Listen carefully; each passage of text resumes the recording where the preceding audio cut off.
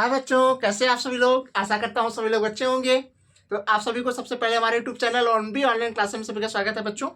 तो बच्चों देखिएगा, मैं जो है कि क्लास 10th के जो है कि साइंस में जो पार्ट है आपका फिजिक्स, उस पार्ट में हम विद्युत वाला चैप्टर पढ़ा रहे हैं, रिवीजन करा रहे हैं, पढ़ाने में रिवीजन करा रहे हैं। जो आपको परिभाषा, छोटे न्यूमेरिकल, उसके बाद में आपका जो है कि फार्मूला, ये सब हम करवा रहे हैं ताकि आपको रिवीजन हो जाए, आपके दिमाग में सेट हो जाए, ताकि आप बोर्ड परीक्षा में भूले ना।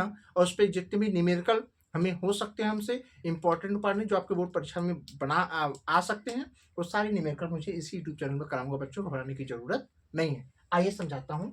ये देखिएगा, एक जो है कि डेरिवेशन है, इस पे जो फार्मूला बनते हैं ना, वो फार्मूले पे सवाल बनते हैं बच्चों। ताकि उस पे न्यूमेरिकल देखते हैं कैसे बनेंगे। पहले इस पे इसकी पूरी तरीके से इसका निकाला फार्मूला कैसे बनेगा। तो इसमें करा किसी तार के प्रतिरोध, उसकी लंबाई, मोटाई, पदार्थ पर निर्भरता या विशिष्ट प्रतिरोध, यही आपको समझाना कैसे निकलता है। आइए यहाँ समझाता हूँ अच्छे से। देखिए पॉइंट 1, ठीक ना। पॉइंट 1 क्या है? पॉइंट 1 ये है, पहला है जो है तार की लंबाई। क्या है? पहला है तार की लंबाई। तो यहाँ देखिएगा, पहला है तार की लंबाई।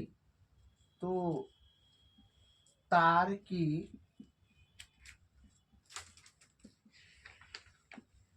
लंबाई याद रखिएगा बच्चों, किसी चालक तार की यदि लंबाई जितना अधिक होगा, प्रतिरोध उतना ही ज्यादा होगा ना।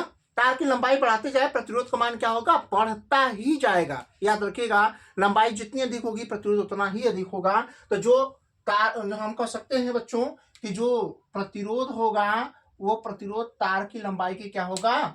तार की लंबाई के क्या होगा? अनुक्रमानुपाती होता है बच्चों, ठीक है। यदि तार की लंबाई हम बढ़ाते जाएं तो प्रतिरोध का मान बढ़ता जाएगा, ठीक है बच्चों। आइए दूसरा पॉइंट देखते हैं। दूसरा पॉइंट क्या है? दूसरा पॉइंट क्या है? जो है कि अनुप्रस्थ काट का क्षेत्रफल। क्या है? दूसरा है अनुप्रस्थ काट का क्षेत्रफल। दूसरा है तार के चालक तार के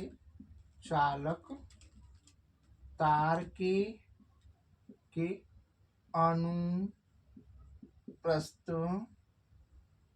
काट का क्षेत्रफल, ठीक ना। तो देखिए ये है।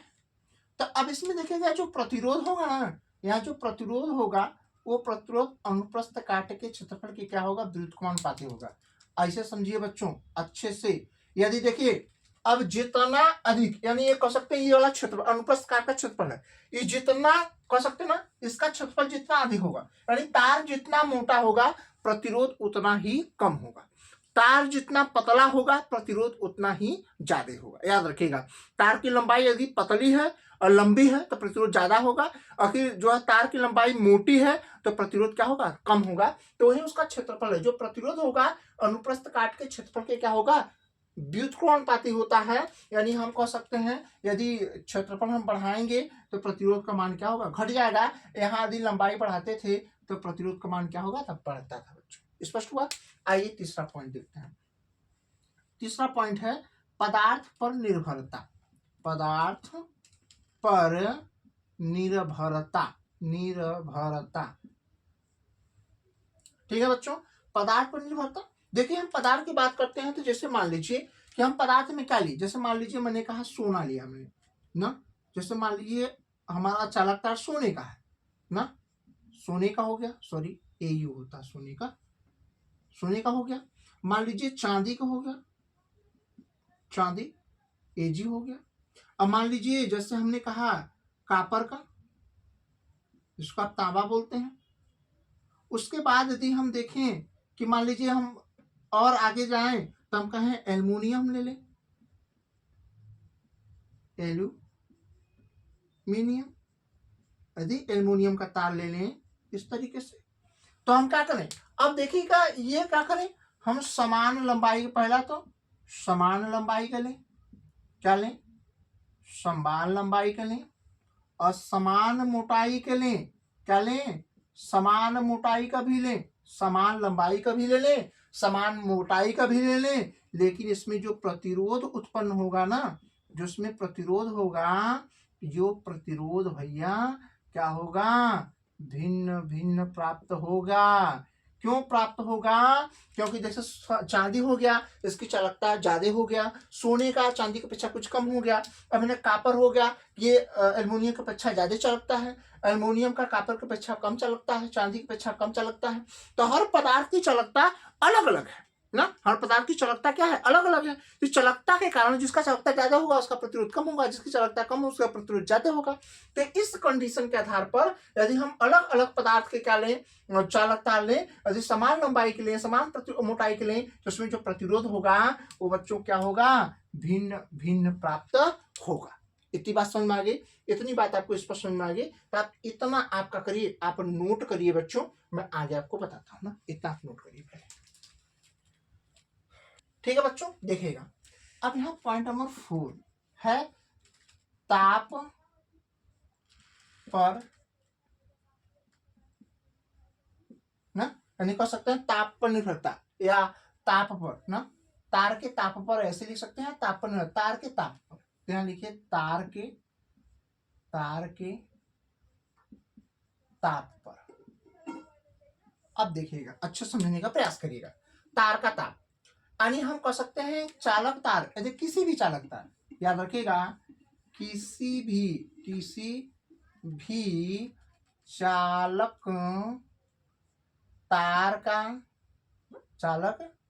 तार का ताप बढ़ाने पर प्रतिरोध बढ़ता है। समझ में आ गया बच्चों?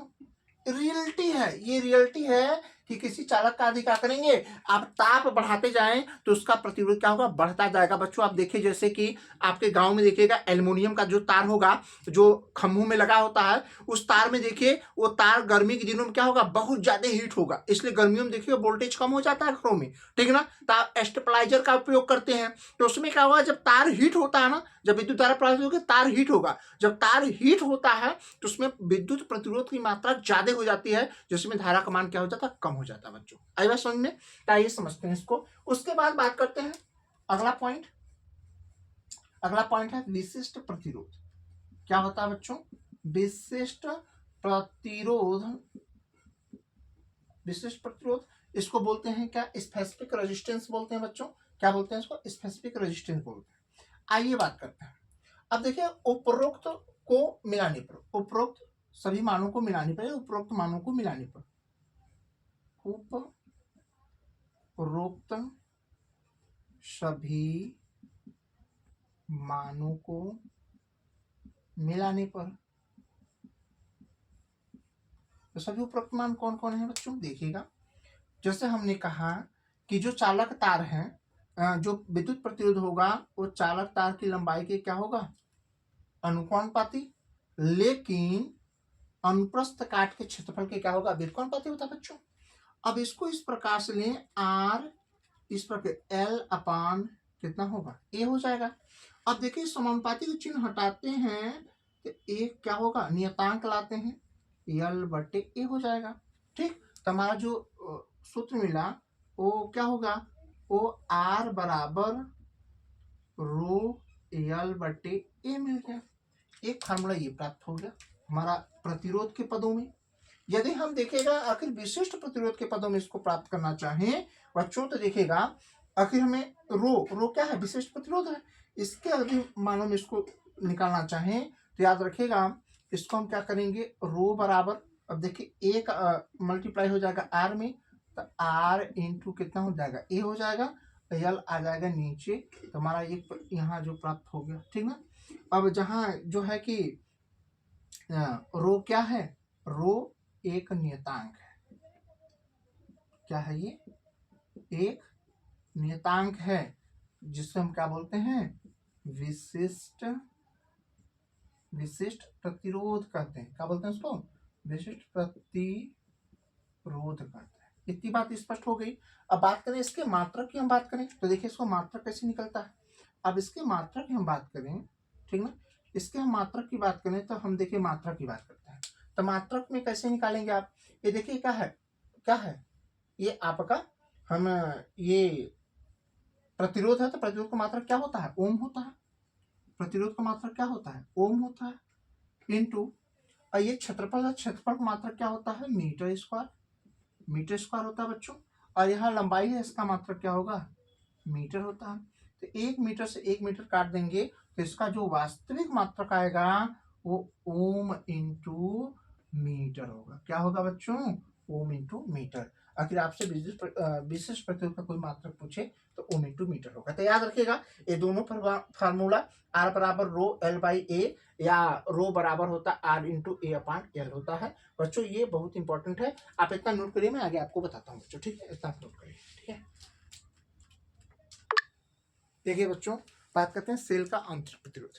इसका आपको परिभाषा पूछा, सेल के आंतरिक प्रतिरोध से आप क्या समझते हैं बच्चों, इस पे न्यूमेरिकल बनता है ना, इस पे न्यूमेरिकल बनता है बच्चों, समझिएगा। इसका एक फार्मूला प्रूफ होगा और इस फार्मूला पे एक न्यूमेरिकल बनता है। वो न्यूमेरिकल कई बार बोर्ड परीक्षाओं में आ जाते हैं बच्चों, तो बच्चे घबरा जाते हैं कि किस पर ये न्यूमेरिकल किस फार्मूला पर बैठेगा, तो थोड़ा घबराहट हो जाती है। तो घबराहट को दूर करने के लिए मैं आपको स्पष्ट कर दूंगा बच्चों, आप परेशान होने की जरूरत नहीं है आपको, ठीक है। देखिए सेल का आंतरिक प्रतिरोध क्या होता है, जैसे मान लीजिए जिस प्रकार से देखिए हम कोई चालक तार है ना, जैसे ये चालक तार हो गया ना, इस चालक तार में यदि हम आई एम्पियर की धारा प्रवाहित करते हैं ना, आई एम्पियर की धारा ए से बी तक क्या करते हैं, आई एम्पियर की धारा यदि हम प्रवाहित करते हैं बच्चों, तो आई एम्पियर की धारा प्रवाहित करने पर, ठीक ना, धारा प्रवाहित करने पर इसमें क्या होगा, प्रतिरोध उत्पन्न हो जाता है, ठीक है बच्चों, प्रतिरोध उत्पन्न हो जाता है। ठीक उसी प्रकार से जब हम सेल लेते हैं बैटरी ना, जब सेल जो उसमें वोल्टी सेल जैसे कोई भी सेल हो गया, यदि सेल लेते हैं तो उस सेल में देखिएगा क्या होता है, आप समझिएगा इस प्रकार का बर्तन होता है, उस बर्तन में देखिएगा 2 इलेक्ट्रोड होते हैं ना, मान लीजिए एक जिंक का है दूसरा कॉपर का होगा, और इसमें देखिएगा कुछ क्या होगा, इसमें कुछ घोल बड़े होते हैं। तो ये घोल मान लीजिए, जैसे मान लीजिए घोल मैंने कहा ये कॉपर सल्फेट का घोल हो गया ना, एक कॉपर सल्फेट का घोल हो गया, तो इस घोल में, इस घोल के कारण ही इस सेल में क्या होगा, विद्युत प्रतिरोध होगा ना, विद्युत प्रतिरोध उत्पन्न होगा ना, जिसके कारण धारा में रुकावट होगी, इसी को हम क्या बोलते हैं, सेल का आंतरिक प्रतिरोध बोलते हैं। तो बच्चों आज समझिए, जैसे में लिखा गया है कि जिस प्रकार चालक तार में वैद्युत धारा के मार्ग में क्या होता है, प्रतिरोध लगता है ना, प्रतिरोध लगता है, ठीक, प्रतिरोध लगता है, ठीक उसी प्रकार से सेल का घोल क्या कर रहा है, ठीक उसी प्रकार सेल का घोल भी वैद्युत धारा के मार्ग में प्रतिरोध लगाता है, जिसे हम सेल का क्या बोलते हैं, आंतरिक प्रतिरोध कहते हैं। स्पष्ट हुआ, यानी ये देखो इसमें जो घोल होगा, ये घोल के द्वारा ही इसमें प्रतिरोध उत्पन्न होगा, तो सेल में घोल के कारण जो प्रतिरोध उत्पन्न होता है उसी को बोलते हैं सेल का आंतरिक प्रतिरोध कहते हैं बच्चों, ठीक है। आइए अच्छा समझते हैं इसको, ठीक है, आइए आप समझते हैं। देखिए इसका फार्मूला क्या होगा, तो हम देखेंगे धारा, देखिए परिपथ है। अब देखो इतना जो है सेल हो गया, इस सेल में जो विद्युत वाहक बल क्या है, ये होगा, और जो ये क्या है, सेल का आंतरिक प्रतिरोध है, और ये पूरा परिपथ है बच्चों, क्या है ये परिपथ है। और ये देखिएगा यदि इसको हम इसको एक तार में तान के देखें तो ये वाला आंतरिक प्रतिरोध, ये बाह्य प्रतिरोध एक ही तार में है, देखिए एक ही तार में है ना, एक ही तार में होने का मतलब ये श्रेणी क्रम में है, किस क्रम में, श्रेणी क्रम। यदि आप पढ़े होंगे कहीं तो थोड़ा बहुत आपको पता होगा, मैं आपको कुछ समय बाद आपको मैं बताऊंगा इसको। तो ये देखिए ये प्रतिरोध एक ही तार में है, यानी एक ही तार में होने का मतलब ये श्रेणी क्रम में है, ठीक है बच्चों। तो आइए देखते हैं इस परिपथ में प्रवाहित धारा क्या होती है। तो परिपथ में प्रवाहित धारा आई बराबर क्या होगा, सेल का विद्युत वाहक बल, क्या होगा, सेल का विद्युत वाहक बल बटे क्या हो जाएगा, यहां हो जाएगा कुल प्रतिरोध, कुल प्रतिरोध। तो देखिएगा इसमें जो धारा होगी वो क्या होगी, आई, सेल का विद्युत वाहक बल क्या है, ई, ठीक है, और इसमें कुल प्रतिरोध क्या होगा, हमने कहा ये वाला प्रतिरोध देखिए एक ही तार में है, तो इसको यदि आप ऐसे लंबा करेंगे तो ये वाला प्रतिरोध एक ही तार में होगा, एक तार में होने का मतलब जब प्रतिरोध एक ही तार में होते हैं तो श्रेणी क्रम में होते हैं, ठीक है। तो यहाँ हो जाएगा आर प्लस स्मॉल आर, इस प्रकार से हमारा ये फार्मूला एक बन गया, ठीक ना। यहाँ आपको याद रखना पड़ेगा बच्चों, जहां हम लिख देते हैं, जहां ई क्या है, विद्युत वाहक विद्युत वाहक बल है, विद्युत वाहक बल है। और आर क्या है, ये विद्युत प्रतिरोध है, विद्युत प्रतिरोध है। और जो कि स्मॉल आर क्या है, सेल का आंतरिक प्रतिरोध, सेल का आंतरिक प्रतिरोध है, ठीक है। और जबकि इसमें आई धारा है, यानी हम कह सकते हैं वैद्युत धारा, ठीक है बच्चों, क्या है, वैद्युत धारा। आया समझ में? हमें लगता है इतनी बात आपको इस पर समझ में आ गई होगी बच्चों, ठीक है। तो अच्छे से इसको नोट कर लीजिएगा बच्चों, ये बोर्ड परीक्षा में आपको मिलते हैं, अच्छे से नोट कर लीजिएगा। मैं स्क्रीनशॉट पहले आप ले लीजिएगा अच्छे से, ठीक है। अब अच्छे से नोट कर लीजिएगा। मिलता हूँ नेक्स्ट वीडियो में बच्चों ना, तो हमारे पास चैनल को सब्सक्राइब करिएगा, जो है उसके बाद में वीडियो को लाइक करिएगा, कमेंट करिएगा, ठीक है बच्चों। उसके बाद मिलता हूँ नेक्स्ट वीडियो में, तब तक के लिए थैंक यू सो मच बच्चों।